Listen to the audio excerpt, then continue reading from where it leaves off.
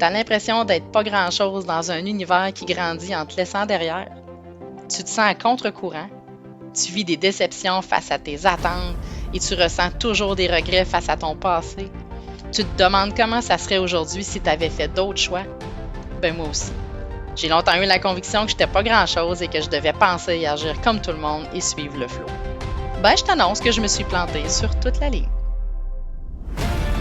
Mon nom est Julie Larcher et je te reçois dans mon podcast Si j'avais su, qui traite en humour, avec sérieux, mais avec authenticité, de tous les sujets, même les plus tabous, pour mettre au jour sans retenue des déceptions, des réussites, des défis, en t'invitant à créer avec d'autres angles de vue ta propre perception de ce que pourrait être ta vie. Sans prétention, je te parle de sujets chauds, stimulants, inconfortables, amusants, stressants et désinvoltes, à la fois remplis de bon sens et de pistes de réflexion. Je t'invite donc pour une bonne jase près du feu avec un café, en marchant dehors ou sur ton tapis ou encore dans ton auto, comme une vieille amie pour te parler de ce que j'ai appris et de ce que j'ai compris, parce que si j'avais su. Salut à toi et bienvenue dans ce nouvel épisode de Si j'avais su. Aujourd'hui, c'est un spécial santé mentale. Alors aujourd'hui, j'ai le goût de te parler de la malédiction de la dépression et aussi de la bénédiction de la dépression. Ça fait déjà quelques fois que je te jase, donc tu sais que j'aime ça aller dans les polarités, d'aller dans les opposés. Alors, fidèle à mon habitude maintenant, je vais te partager une tranche de vie qui n'a pas été particulièrement joyeuse, mais qui m'a apporté vraiment beaucoup. Et évidemment, j'ai déjà volé le punch parce que je te parle de dépression.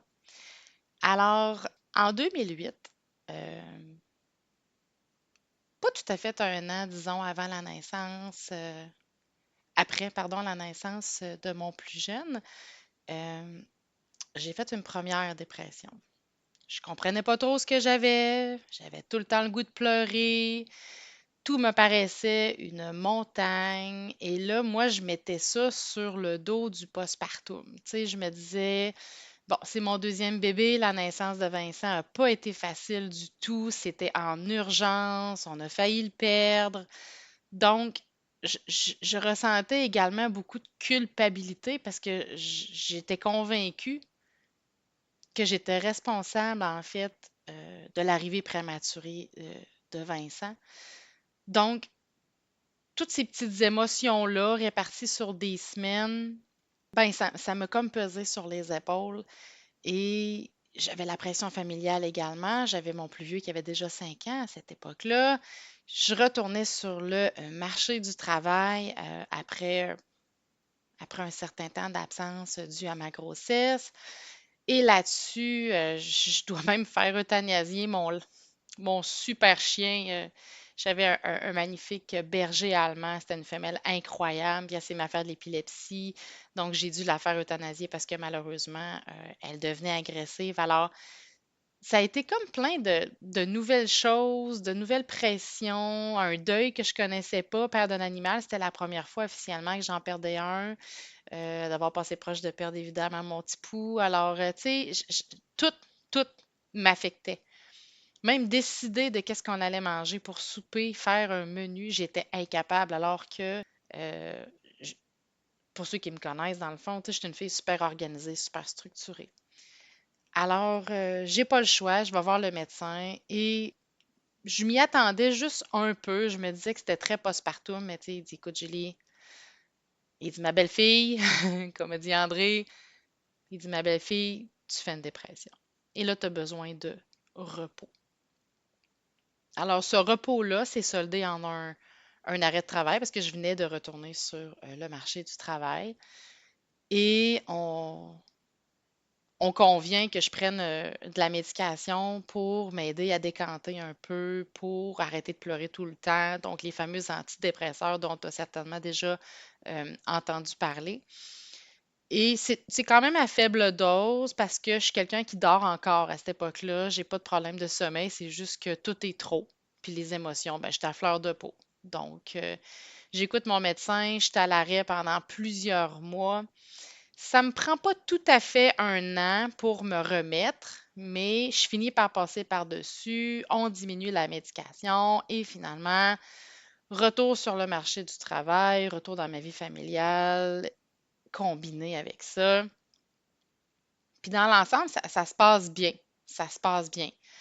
Puis je l'ai dit il y a quelques instants, je suis une fille qui est super organisée, je suis structurée, j'ai mon agenda, mon menu est préparé le dimanche pour la semaine, justement dans l'objectif de m'enlever de la pression sur les épaules. Donc, super organisée. Et là, le temps passe. Et la lourdeur se réinstalle.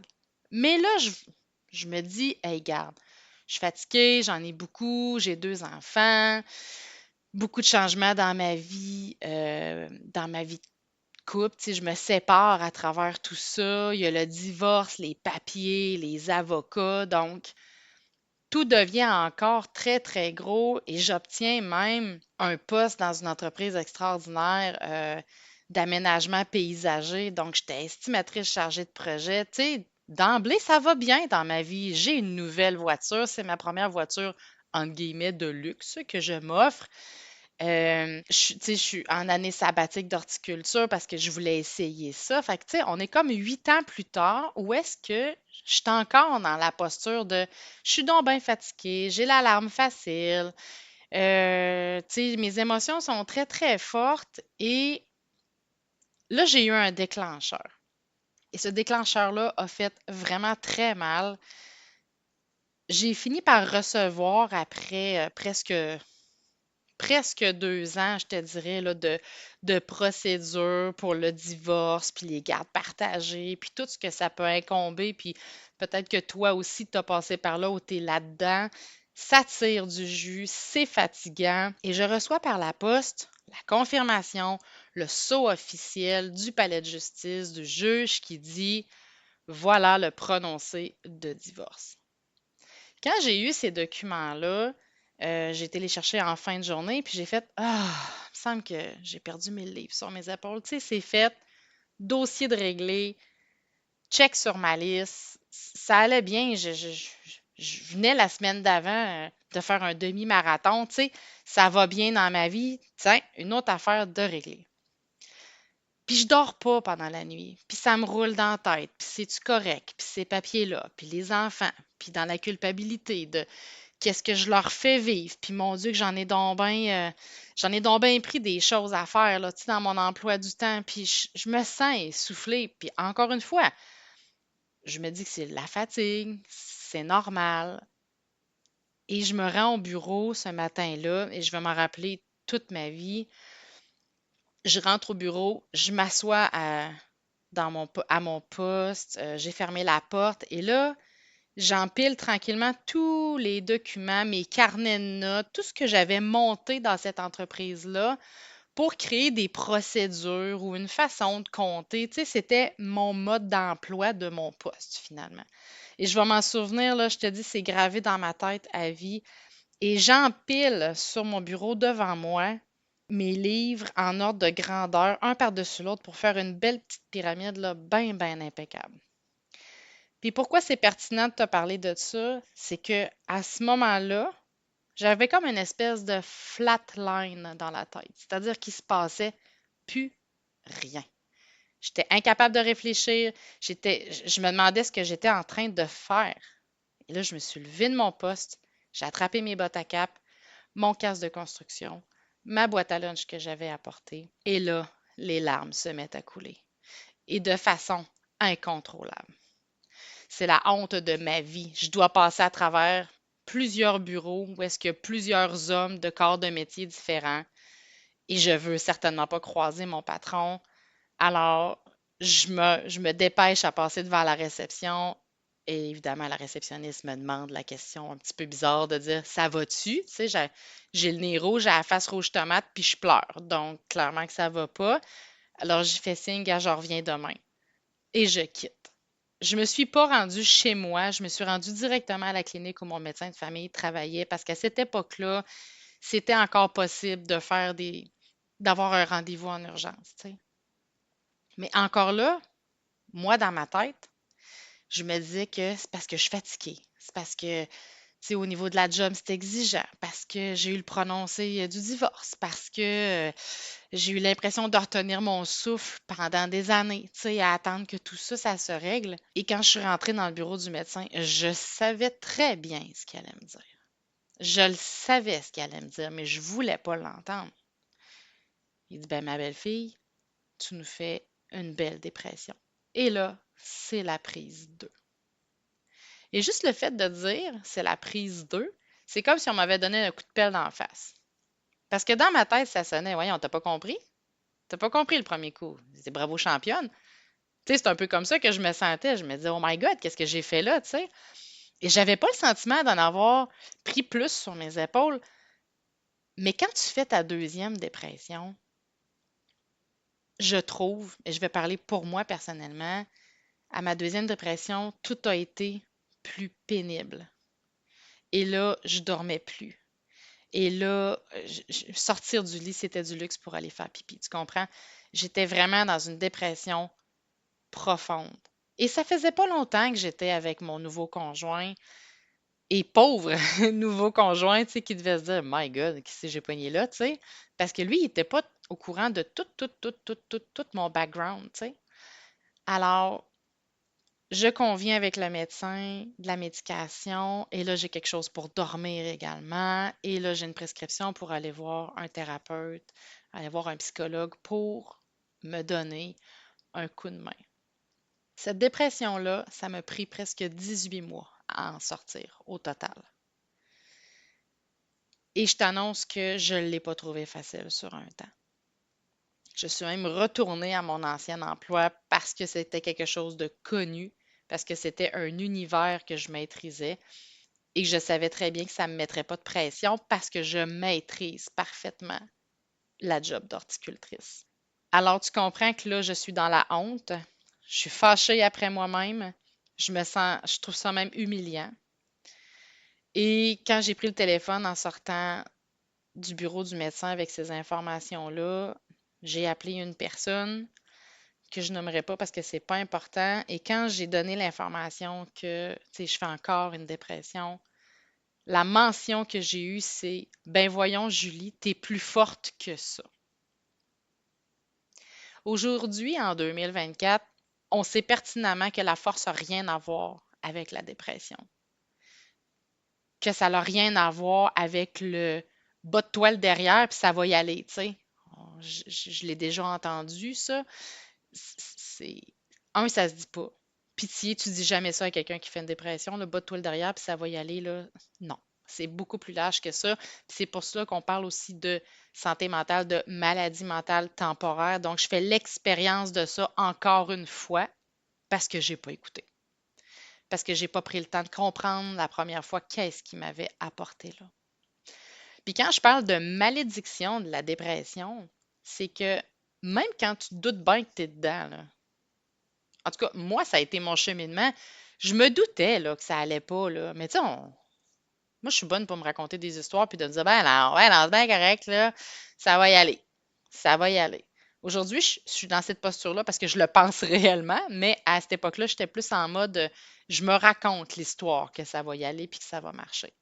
Puis, tu sais, il y a une expression en anglais qui dit The show must go on. C'est-à-dire que le spectacle doit continuer malgré tout. Fait que le spectacle de ma vie, de mes obligations familiales, professionnelles, les relations avec les gens, la famille, ça doit continuer comme si on ne pouvait pas se permettre de vivre le fait que ça va pas, le fait qu'on est malade, le fait qu'on dort plus, le fait qu'on angoisse, le fait que puis je l'aime pas, cette expression-là, parce que tant qu'à moi, non, c'est pas vrai. Le spectacle ne doit pas continuer. Puis justement, c'est rendu un show là, quand tu sais, quand tu es dans une posture de t'es cerné, mon Dieu, tu as des poches en dessous des yeux, tu as les traits tirés constamment, que la patience est plus là, que ton envie de vivre est moins là, puis peut-être même que toi, tu connais quelqu'un ou que tu as passé par cet épisode-là de ton envie de vivre, d'exister s'efface tranquillement. Tu sais, t'en as marre. Puis, tant qu'à moi, c'est pas grave que je me sois rendue là parce que quand j'ai touché le fond, ben je l'ai bien vu là, que ça faisait pas de sens. Mais c'est moi qui ai enlevé justement le sens à ma vie, tu sais, en mettant tout sur mes épaules parce que tu sais, le buffet de la vie, là, il est gros, le buffet de la vie, là. Les projets, les objectifs, la pression sociale, tu sais, j'en ai mis dans mon assiette, là, puis je voulais donc performer, puis je voulais donc prouver que j'étais capable de passer à travers tout ça sans écueil, que ce soit le changement de job, le divorce, que ce soit des décisions d'affaires qu'il fallait que je prenne, tu sais. Je voulais prouver que moi, je pouvais me servir dans le buffet de la vie, prendre tout ce que je voulais, puis être dans ma grande performance. Tu sais, l'expression brûler, brûler la chandelle par les deux bouts, là. Mais j'ai une chum de fille qui me dit que moi, j'ai brûlé la chandelle par les trois bouts. C'est très québécois, là. Mais autrement dit, tu sais, j'ai exagéré, j'ai poussé, j'ai poussé, j'ai poussé. Puis, tu sais, le spectacle doit continuer, mais vraiment, tu sais, à quel prix? À quel prix est-ce qu'on doit continuer là-dedans à dire OK, let's go, je suis capable, OK, je suis capable d'en prendre encore, je suis capable, je suis capable, je suis capable, jusqu'à ce que ça pète? Puis quand je parle de malédiction, ben, il y a quelque chose de vraiment cool. Puis là, je suis un petit peu sarcastique dans mon propos, mais tu sais, quand tu vas chez le médecin puis qu'il te dit là, que tu fais une dépression, là, ben, il te propose des petites pilules. Hein? C'est des petites pilules pour calmer ton esprit, des petites pilules pour dormir. Donc, je dis des petites pilules parce que c'est vrai que c'est pas des gros comprimés, tant qu'à moi, de ce que, du moins moi, j'ai consommé. Puis je suis pas en train de démoniser la médication, là, OK? Faut pas mélanger. Je pense que c'est une béquille qui, au départ, a vraiment sa place quand c'est nécessaire, bien dosée, pour reprendre le dessus. Parce que là, c'est un gros, gros processus. Tu m'excuseras, c'est un gros processus, la dépression, et sortir de cette dépression-là, de remonter les marches une par une. Mais les petites pilules, là, ça fait pas juste t'endormir pour la nuit. Tu sais, moi, là, ça endormait ma sensibilité. Fait que j'étais comme plus sensible à rien. Et comme j'étais plus sensible à mon environnement, puis il n'y a plus rien qui me faisait rien, mais j'étais plus sensible non plus à moi. J'étais plus sensible à ce que mon cœur me disait, à ce que mon corps me disait. Tu sais, même si j'avais mal partout, je le savais, mais j'allais pas plus loin que ça parce que oh, j'ai mal partout, c'est à cause de la dépression. Tu sais. Fait que là, j'étais rendue à un stade où je mettais tout sur la dépression. Fait que, tu sais, c'était pas mieux, là. J'avais la conscience complètement gelée, là. Tu sais, je voyais vraiment pas clair. Puis là, ben, avec le temps, évidemment, j'en ai parlé à mon médecin, puis j'ai dit, écoute, je veux bien croire que la médication, c'est faite pour aider, là. Mais après 6 mois, là, j'aimerais ça me dégorger un peu, là, parce qu'à part dormir toutes mes journées, je faisais rien d'autre. J'allais porter les enfants à la garderie ou à l'école, puis là, je dormais, j'étais fatiguée, j'étais sur le dos, j'avais le goût de pas grand-chose. Tu sais, quand tu dis que sortir le chien, là, c'était vraiment de dire: «Ah, faut que je mette mes pantoufles pour aller ouvrir la porte au chien», tu sais? C'était rendu là. Puis je sais qu'il y a des gens que ça va encore plus loin, puis je suis pas en train de dire que je suis pire qu'un autre. Moi, c'est ça la situation que j'ai vécue, c'est l'expérience que j'ai faite de ma dépression. Fait qu'il y a comme une espèce de petite malédiction, là. Puis dès que tu fais de quoi, en tout cas moi dans mon cas, dès que je faisais quelque chose, j'étais tout de suite fatiguée, puis là, j'étais dans ma culpabilité. Puis là, tu es censé te reposer, mais tu es en train de faire une brassée de lavage. Tu sais, je m'auto-tapais sur la tête. Puis dans ma tête, c'était important que le lavage soit fait. J'étais tranquille à la maison, puis je me disais, ben je vais faire une brassée de lavage. Ça m'occupait. Puis de l'autre côté, ma tête me disait, hey, chose, t'es censé te reposer, fait que va te coucher. Mais à un moment donné, dormir, être couché, puis regarder le plafond, puis la face dans l'oreiller, je veux dire, moi, j'évoluais pas, j'avançais pas. Fait que c'est un peu le côté un peu, tu sais, quand je dis malédiction de la dépression, c'est un peu ça, tu sais. Mais c'est un mal nécessaire au départ. Puis plus tard, évidemment, ça m'a amené à toujours en avoir peur de retomber dans cette posture-là. Puis en même temps, ben, il y a comme une bénédiction à ça. Puis là, merci de ne pas me lancer des tomates, puis je suis contente de parler à un micro, puis de ne pas être face à toi, parce que peut-être que tu aurais le goût de me lancer des navets là, en disant, hey, il n'y a pas de bénédiction à avoir une dépression. Quand tu es dedans, je te l'accorde, moi, je me sentais vraiment pas bénie de quoi que ce soit. Vraiment pas. Par contre, j'ai réalisé que avec le temps, ma deuxième dépression m'a apporté beaucoup plus que ce que je pouvais l'imaginer. Puis tant qu'à moi, là, une deuxième puis une troisième dépression, et là, c'est mon opinion, moi, je trouve que c'est une belle école pour les durs de compreneur. Alors, pour les Québécois, pour mes amis français également, être dur de compreneur, c'est une expression qui veut dire que ça ne te rentre pas dans la tête. Puis moi, ça me fait sourire, cette expression-là. Alors, moi, j'ai été dur de compreneur jusqu'à la deuxième dépression. Parce que tu viens à un moment donné où tu es comme dans le déni, tu sais. Tu es dans le déni jusqu'à ce que tu acceptes la responsabilité qui t'appartient. La responsabilisation, c'est ce qu'il y a de plus dur à avaler dans la dépression. Parce que là, au début, j'avais tendance à mettre ça sur le dos des autres à cause du divorce, à cause de la nouvelle job, à cause de la pression familiale, à cause de la pression sociale, à cause de la performance. C'était pas de ma faute. Je prenais pas la responsabilité qui m'incombait. Puis je le savais même pas qu'il fallait que j'apprenne cette responsabilité-là. J'étais dans l'ignorance de ma guérison. Puis là, ben, tu sais, oui, je suis allée m'éduquer, oui, je suis allée voir des vidéos, développement personnel, mais tant que je ne l'ai pas avalé, cette pilule-là, de dire, hey, c'est moi qui ai laissé couler mon bateau, c'est moi qui ai accepté de remplir mon assiette encore et encore, puis de la laisser déborder, puis d'en manger, puis de me rendre malade avec ça, jusqu'à ce que je me rende à ma deuxième dépression. Puis c'est vraiment pas c'est pas une position facile, là. Tu sais, quand tu t'assois sur le bord de ton lit, puis là, tu pleures plus à cause de la dépression, tu pleures parce que tu réalises tout ce que tu as accepté. Puis dans tous les cas, je l'ai déjà dit, il n'y a pas de drame. Parce qu'on apprend. Et la bénédiction de la dépression, c'est quand tu reprends le dessus. En tout cas, c'est ce que je crois. Quand j'ai repris le dessus, j'ai décidé de faire un bilan. Je l'ai déjà nommé, je suis une fille qui écrit, j'aime ça écrire. Hein, j'écris des livres, donc j'aime ça écrire. Et j'ai décidé d'écrire dans un cahier Spirale Canada, je me souviens pas, qu'est-ce qui m'a amené là? Qu'est-ce qui a fait en sorte qu'aujourd'hui, j'étais assise chez moi, sous médication, à essayer de reprendre le dessus? Qu'est-ce que j'ai fait à ma qu'est-ce qui m'a amené à ma deuxième dépression? Et là, j'ai essayé de faire des parallèles avec la première. La première dépression, c'est quoi qui a provoqué ça? Selon moi, j'ai provoqué ma dépression parce que j'ai accepté des choses puis que je me suis littéralement laissé tomber. Et en faisant cet exercice-là, ben, j'ai découvert qu'il y avait un pont entre les deux. Et le pont, c'était, du moins de mon côté, c'était la performance, la reconnaissance des autres. Puis pour être reconnu, il fallait que je performe. On n'est pas loin, là. 2016, là, c'est pas si loin que ça. Ça fait quoi? Au jour où on se parle, là, ça fait 7 ans. C'est pas si loin que ça. Donc, il a fallu que je le fasse, cet exercice-là. Et la bénédiction là-dedans, c'est qu'à un moment donné, je me suis ouvert les yeux et j'ai fait Ah, c'est ça.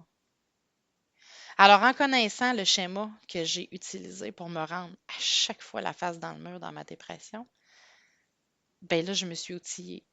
J'ai vu un thérapeute, puis sais-tu quoi? Moi, ça n'a pas collé avec le thérapeute. Ça n'a pas marché. Ça ne fitait pas, ça ne marchait pas. Je- je- Peut-être que c'est moi qui étais dans la posture de la victime, mais ça collait pas. OK? Ça collait juste pas entre ce thérapeute-là puis moi, puis j'ai décidé de laisser tomber. Mais je suis allée m'outiller autrement, j'ai fait des lectures, puis peu importe, là, je ne vais pas te nommer toutes les vidéos que j'ai été voir, ni les livres de lecture, parce que d'une personne à l'autre, c'est tellement différent, puis c'est important que toi, tu fasses tes recherches pour toi si un jour tu es dans cette situation-là. Et avec ça, je me suis outillée. Puis je remarche encore la même trail de vie que j'ai aujourd'hui. Mais là, j'ai des nouveaux outils. Puis je me connais davantage également. Puis ça, c'est important parce qu'après ça, tu acceptes de te perdre quand ça arrive. Puis je vais te raconter une histoire rapidement, mais quand je dis accepter de se perdre, c'est mon père qui m'avait dit ça. Dans le temps, on allait à la chasse au chevreuil, puis il m'a toujours dit, Julie, si tu te perds, tu t'assis, puis tu manges ta sandwich. Puis tu sais, ça fait drôle d'entendre ça. Tu te dis, ben, pourquoi je mangerais ma sandwich? C'est quoi le rapport? Je suis perdue. Ben, pendant que tu es assis, puis que tu manges ta sandwich, tu réfléchis. Tu avales ta pelule, hein? Tu réfléchis à je suis où en ce moment? Bon, je suis d'une sapinière. Là, tu sais, tu pourras faire le lien entre une situation de ta vie puis l'histoire de se perdre dans le bois. Mais le fait est que Ça m'avait fait sourire, ça. Puis je dis, OK, parfait, papa. Puis il dit, ah, à 11 heures le soir, si t'es pas sorti du bois, je vais aller te chercher. Parfait. On fait notre partie de chasse cette journée-là. Et il s'avère, ben pas cette journée-là, mais dans une de nos parties de chasse, je me perds. Puis je me rends compte que je suis perdue. Et j'accepte le fait que, sais-tu quoi, là? Je le sais pas, je suis où. Je le sais pas. Fait que je vais m'asseoir, je vais manger ma sandwich, je vais regarder ma carte. Bon, j'ai marché par là. Puis là, j'ai traversé ce lac-là. J'ai fait le tour de la tourbière. J'ai fait. Alors là, je fais mon chemin de vie, hein, si on fait le parallèle avec la dépression, pour voir comment j'ai fait pour me rendre à un point X. Mais là, je ne peux pas nécessairement faire le chemin rebrousser chemin dans le même ordre parce qu'il y a des écueils, parce que peut-être que là, le niveau de l'eau a monté sur la rivière, je ne peux plus la traverser. Donc, j'ai dû m'asseoir, réfléchir et dire, OK, en ligne droite pour retourner sur ma trail, c'est quoi le chemin? Et j'ai fini par, avec ma boussole, tracer, dire OK, je m'en vais par là, je fais ma ligne de visée et là, je pars. Donc, c'est un peu la même analogie, c'est-à-dire que j'ai dû vivre ma deuxième dépression, accepter que je me suis perdue, accepter que, ben oui, c'est en bonne partie de ma faute. Puis c'est pas grave, j'ai pas à être dans ma culpabilité. Je l'ai déjà dit, je suis une humaine qui apprend. Puis ben, je l'ai échappé. Qu'est-ce que tu veux, je l'ai échappé. Alors là, je reprends le chemin. Là, j'ai des nouveaux outils. Là, j'ai ma carte, j'ai ma boussole, puis je repars. Et l'indice principal pour te dire que tu es réveillé, c'est quand tu l'échappes puis tu t'en rends compte avant d'arriver trop loin. C'est ton indice principal que ta vie fait plus de sens. Mon indice principal que ma vie faisait plus de sens, c'est que j'avais des émotions très, très fortes. Je n'avais pas le contrôle de ce qui se passait dans ma vie. J'avais l'impression de maîtriser absolument plus rien. Fait que quand ça fait plus de sens, tu dis OK, je l'ai échappé. C'est pas grave. Next. Je l'ai échappé parce que qu'est-ce que je peux faire pour sortir de cette position-là? Comment je fais pour sortir du bois? Ça se peut que j'aille besoin de crier à l'aide, là. Puis il y a quelqu'un qui va m'entendre. Et encore là, tu sais, quand je partage ça aujourd'hui, j'ai tout le temps quelqu'un qui a son petit mot à dire, tu sais. Ouais, ben tu sais, moi, ma dépression, là, moi, je t'ai éclairé ça en 2 mois et demi que la médication, je suis retournée travailler. Tant mieux pour toi. Est-ce que ça a fonctionné? Tant mieux pour toi. Ben, moi, il faut croire que j'ai décidé d'étirer la sauce parce que ça avait quand même pris, tu sais, 18 mois. Et la bénédiction de cette dépression-là, ça a été de me retrouver. Ça a été d'établir voici ce que je veux plus vivre. Puis ça veut pas dire que je leur vivrai plus, mais je leur vivrai pas sur la même échelle. Et encore récemment, 2023 a été, on est en début 2024, 2023 a été une année très, très exigeante parce que j'en avais pris encore beaucoup dans mon assiette. Mais j'avais les outils pour gérer. J'avais les outils pour marcher ma trail en m'offrant quand même des espaces de détente, en m'offrant du temps, en m'offrant la possibilité d'en parler avec des personnes de confiance. Alors, j'ai développé des outils et même si j'avais une couple de raisons cette année de replonger, disons, dans un état dépressif, parce que j'étais outillée et parce que j'ai accepté de me perdre puis de dire, OK, voici ma responsabilité là-dedans. C'est pas de la faute de la job si je suis fatiguée, c'est pas de la faute de ci, c'est pas de la faute de ça. C'est moi qui dois m'accorder du repos. Alors, c'est certain que si j'avais su tout ça avant de faire ma dépression, ma première et ma deuxième, si j'avais su prendre soin de moi, m'écouter, laisser faire les autres, pas vouloir plaire à tout le monde, pas essayer de performer à tout prix, probablement que je me serais cassé la gueule un petit peu moins fort. Je ne dis pas que je ne l'aurais pas vécu, mais probablement que je l'aurais vécu différemment ou de façon moins intense. Alors, si en ce moment tu es en posture de dépression, que tu vis un état dépressif, ben je t'invite à faire ce bilan-là. Et là, l'idée, c'est pas de se donner des objectifs, là, parce que c'est la pire chose tant qu'à moi à faire, mais demande-toi juste qu'est-ce qui t'a apporté là et accepte. Accepte que ça se peut que tu n'as fait pas les bons choix pour 50 000 raisons et il n'y a pas de drame. Fais le bilan de tout ça, puis vers quoi tu veux t'en aller. Si tu as besoin d'aide avec la médication, va voir le médecin. Encore une fois, je le dis, la médication, elle a une utilité, puis quand c'est plus nécessaire, puis que tu es bien outillé, c'est plus nécessaire. Je ne veux pas commencer à te démoniser, c'est une béquille temporaire. Et si tu as passé à travers ça, ben sache que tu n'es pas tout seul à l'avoir vécu, puis peut-être que tu l'as vécu pas mal plus fort que moi. Peut-être que toi, tu t'es rendu beaucoup plus loin dans ton processus de dépression et peut-être même que tu as été hospitalisé parce que tu avais besoin de soins spécialisés. Puis sais-tu quoi? Je suis contente aujourd'hui que tu sois là pour m'écouter. Ça veut peut-être dire que tu as pris des décisions pour toi. Puis peut-être que tu m'écoutes depuis l'hôpital. Puis sais-tu quoi? Je suis vraiment contente de pouvoir te parler. Des solutions, il y en a. C'est possible d'aller chercher de l'aide. Et c'est possible de dire que c'est pas grave d'être dans cet état-là parce qu'on peut clairement en sortir et qu'il y a plein de solutions. Puis ça commence par soi. Et si tu es déjà passé par là, ben, je t'invite à tendre la main aux gens autour de toi qui sont également dans cette posture-là ou qui en sortent tranquillement parce que clairement, tu es une personne qui ne va pas les juger parce que tu es passé par là. Alors, c'était le spécial santé mentale. J'espère que je t'ai pas trop brassé. J'espère que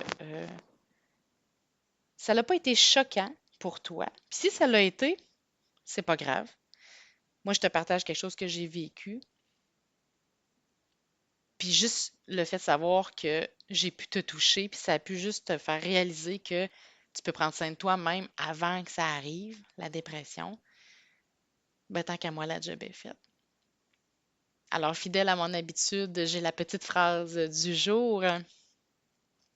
Quand l'assiette du buffet de la vie déborde, passe donc à la poubelle pour domper ce qui te rend malade. Alors, faire les choix dans ta vie qui t'amènent du bon. Tout n'a pas besoin d'être parfait.